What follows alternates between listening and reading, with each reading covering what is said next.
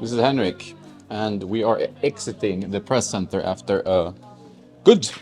How many days were we here? Do you remember? 5. 5 days, yeah, Yes. something like that. Sadly, the sun has not been very present in this couple of days, but we had a very nice day yesterday. It was like the nicest day, very good weather, even hot to sit on the center. We just watched Rafa, and what was your impression from Rafa beating Cam Norrie? There's a reason he used to be #1 player in the world. He's so match smart. Whenever his game is not working, he changes his strategy. Yes, correct. And yeah, he's so smart. He's such a. It's a privilege to have been seen Rafa 4 matches here. Yeah, you learn like it's like a lesson in tennis. You're learning as well while watching. Yeah, I think yeah. you know you're learning about his strategy, and then we're fortunate enough as members of the press to listen to him afterwards and ask questions in the press conference. And today especially he had some very good answers about that. He doesn't like see his performance as percentages. You know, he sees his performance as just trying to improve his game for every match, which I think is much better way than saying, "Oh, I'm on 80%, I'm on 50% or whatever." You know. Yep. So this is dedication, right? Okay, so Cam Norrie, he played a match just now against Rafa. He lost in straights, had 4-1, but couldn't quite get a hold of the set. I mean, Rafa felt like he was actually the better player in the second set, maybe the worst player in the first, and he won 5 straight games. So I think he wasn't very happy about his performance, especially mentally towards the end. And now he's training with his coach, ex-pro, right? Yeah. Doubles player, but I don't remember the name of him. Stephen Huss, I think. Yeah, from Stephen Huss, yeah. Australia. Yeah. He used to play with Johan Landsberg, a Swedish guy. Still has nice technique. You can see it from the guy hitting one-handed backhands. But usually you work on something very specific after a match that you lose. Like what happened, you know, you have to work on something to improve from the match, right? So a pretty awesome week overall. Very happy with the outcome. We played a lot of tennis. How much tennis did we play? We played every day for 6 days in a row. Yeah, right? and 2 days we played 2 times, so it's 6, 7, 8 practice sessions, I think. So a lot of tennis and a lot of rackets testing. Some of them we can't even talk about. But reviews to come, Extreme. We had Steam Pro Steam Stock. 99 and 100, which we are both fans of. As you might know, I've reviewed the Steam 100 before, but the 99 is a new acquaintance and a very positive one. And some Nordic Dots rackets as well. Henrik tried shoes. Sun Rush Pro 4.5 and Gel Solution Speed 3 Clay. And what do you think of the shoes? Like, what were your favorite shoes while we played? For me, as a heavy guy, I would say that the Rush Pro is a much better fit. It's more solid, it's more cushioned. Also, the clay court sole was better fit for me to slide on the clay. The Asics clay sole is pretty aggressive, I would say. It's when we had footage of it, it sounds like I play on a hard court. Yeah. With the Asics clay shoe, it bites. For me, it bites too much, so it's difficult to slide for me with it. I would say it fits lighter players like maybe Jonas or someone that could move properly. You move pretty well for a big guy, to be fair. But yeah, of course, I mean, a shoe is always very personal preference. Like, it's your movement pattern, it's the fit, it's your foot shape, and your weight, of course. Like You a have heavy. to film that car as well. Oh yeah. So let's turn it around. So bonus points to the people who know this car. Bonus points. I can't offer any free stuff, but bonus points for sure. I mean, as you can see here, this area is beautiful. Like, it's a beautiful place, Båstad in Sweden. And this is the harbor where you can eat. That's not very far from the playing area. Weather has been so-so, as you can see in some of the clips from where we played. So, any players besides Rafa that stood out to you that you really enjoyed watching? Because obviously the ATP 250, it's not going to be like jam-packed with all top players, but it's been some good tennis. I would say Thiago Monteiro he's such a pro in each and every category. He's extremely fit. He's like a machine with his fitness. Yeah. He doesn't say or do anything negative that affects his game. He just motivates himself. He's very pumped up. He rips the ball on each and every shot. And he's I enjoy watching him playing tennis. So effective on clay, and his level is amazingly high. Casper Ruud had actually no chance against him. No, it was one-way street. I mean, 6-3, 6-3, if I don't misremember the score, but it was clearly one-way traffic, right? Casper was not in his best shape, which was clear also in the doubles. Yeah. They still managed to win 2 matches. Yes. But the question is always, which we have discussed, me and Henrik, is like, what happens if you're winning in both singles and doubles? Technically, for the top pros, they don't want to overplay, and they obviously focus on singles, so sometimes they withdraw from the doubles. Yeah. Now, for example, Rafa, if he goes all the way in both doubles and singles, he will play 9 matches in 7 days. Yeah. And that's pretty much for a guy that hasn't been playing that much the last couple of years. Yeah, and his body is obviously like not... It's obviously super fit, and he looks more fit now than I've seen him in a long time. But still, 9 matches too much, I would say. Like, it's a risk before the Olympics to play that much tennis, probably. Yeah, and he looks pretty heavy in a fit way. He looks... Yeah, he looks a bit bulky, actually, maybe too much. It reminds me of old Rafa, like when he came on the scene. He was very muscly. Yeah. And now then he got leaner and maybe moved a bit faster. Yeah. And now he's back to bulky mode again. Maybe just in a phase of adjusting his fitness or something. Yeah, he looks very, very like someone who has been in the gym for a very long time. Yeah, definitely. This guy is serious, and he definitely wants to play more tennis. You can see that he really wants to win his matches. You know, he's quite ambitious in the match, right? And he's fist pumping when he's winning points and stuff. And it's a positive thing to see. He also, apart from playing 4 matches so far in 5 days, he has also been practicing between 2 and 4 hours on court each day. Yeah. So he really... Yeah, we see every time we get to the arena, like we usually play in the mornings, and then we get to the arena for about the first match. He's always in the practice court. Like I think it's been every day pretty much. Yes. Because he does 2 sessions, and that shows the kind of like intensity and ambition you need to become like this kind of beast on the court that he is. So I think that's pretty cool, actually. And obviously it's packed every time he practices. This is a legend in any sport, so I think people are very happy. And I would say, like, for the tournament as such, this has been very positive. And for Swedish tennis probably as well, right, to have him here. I mean, it's a privilege to be able to see the final years of Rafa's career. Yeah, and he got a question, actually. What happens now, like, after the Olympics? Is there anything set? Because he signed up for the Laver Cup, obviously.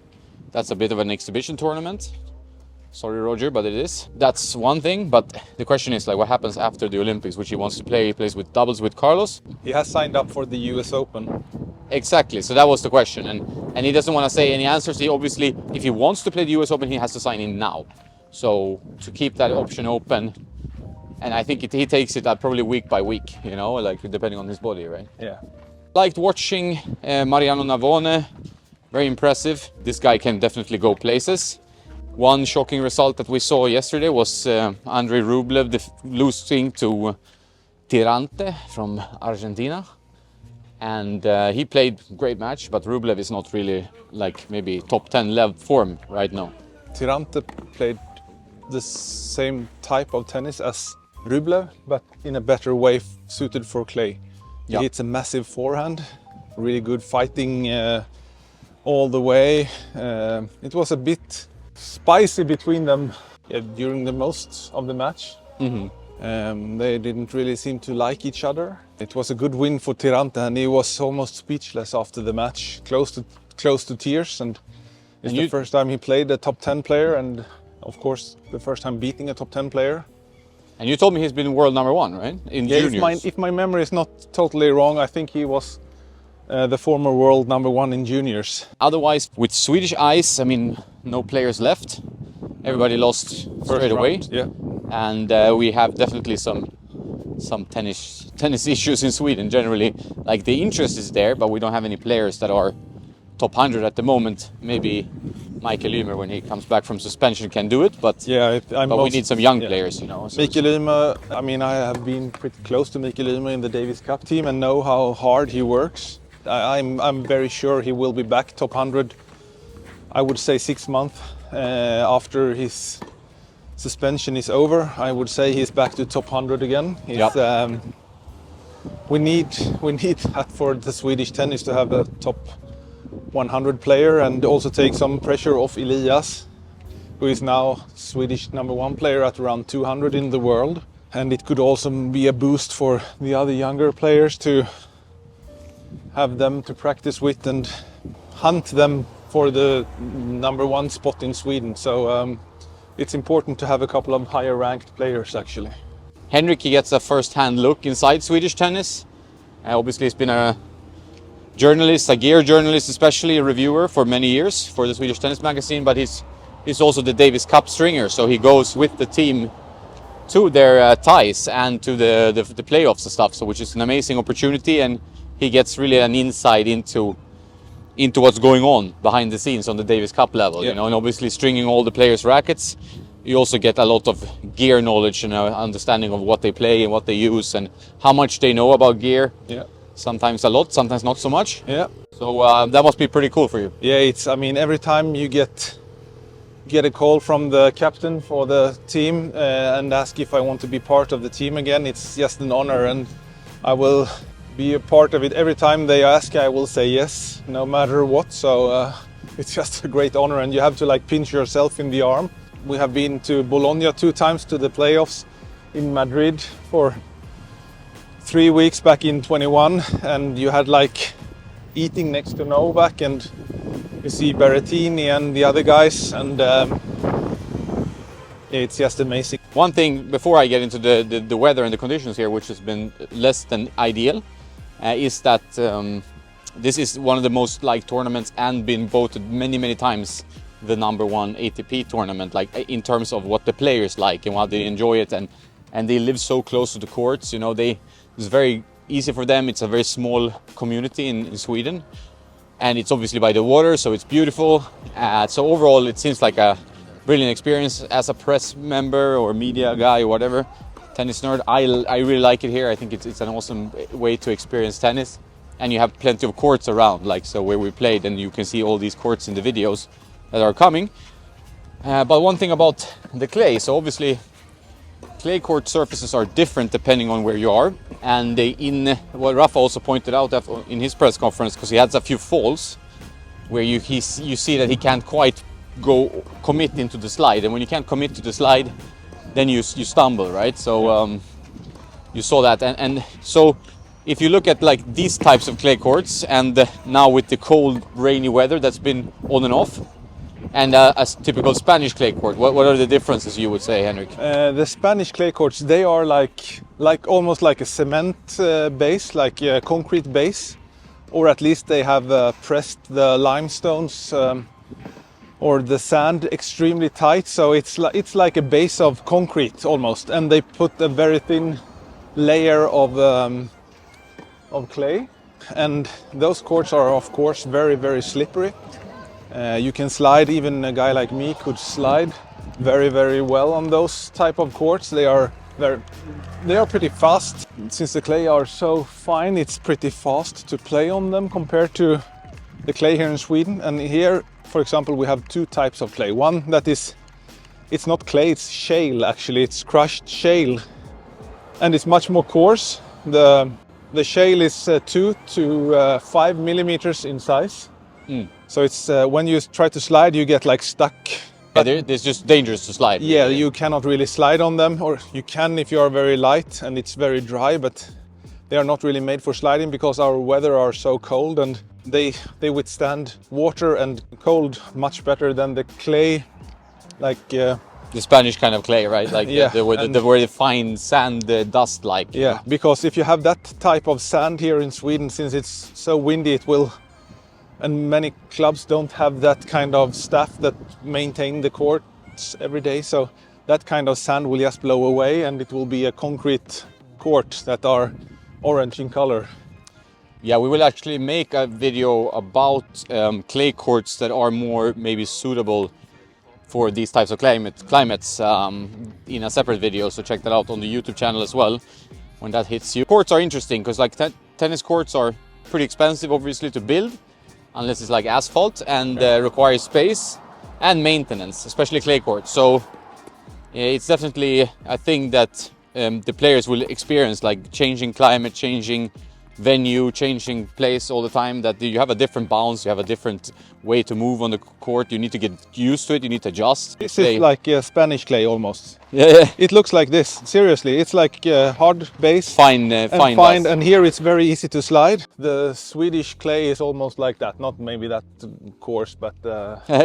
This is an extreme observation, but yeah, that's what kind of Rafa pointed out, that with a lot of rain, he's going to be a little bit, I wouldn't say like 100% committed to sliding into the shots all the time, you know. You don't see Rafa sliding like he does in the French Open, where it's extremely slippery. And he slides there, long slides into the to the shot, which is not something he can really do here reliably. He needs to have a shorter slide. Yeah. He sometimes breaks more and plays almost like a bit more like a hard court. Yeah. And he had, I think he fell a total of 4 times during this week. Yeah. That he took that he took really nasty tumbles, where he had to call for the doctor. So the rain is not so easy for the clay to be comparable with the hot sunny day in Mallorca. Besides the court, like more about the tournament, is that Henrik has been here. I don't know, we talked about 25 years, but you were here in 2003. Yes. When Rafa played his first time here, and that was 21 years ago. And obviously this was a different Rafa, you know, he had not had his amazing career. He was 17 years old. It was before he won his first slam. Yeah. And which he won in 2005. He did win this tournament, the Swedish Open. 2005. So we do know that. And so you've seen this tournament, you've seen so many matches and players, and you keep coming back every year. Yeah, it's a nice tournament. It has been voted the top ATP tournament in the 250 category for I don't know how many years. And when you see the staff, the commitment from everyone, the service they have to us in the press, the service for the players, how close it is for the players from the hotel to the court. They are practically living on the court almost. And it's just amazing. And also for the spectators, it's so amazing because you can see matches in the harbor courts for free also. See the players practice, you get very close to the players. And it's just an amazing tournament. So if you can visit this tournament, it's well worth it. Yeah, I can really recommend it. I've been here twice only. Obviously have not really lived in Sweden for so long, but it's a great place. Well, that's all for this Båstad Experience vlog. I hope you enjoyed it. Make sure to subscribe. We will have plenty of content coming your way with like many video reviews of new gear and stuff. So any subscribe, like or follow is very appreciated. Check out Henrik's account on Instagram, that will be also in the description. Have a nice day now. Don't forget to play some tennis.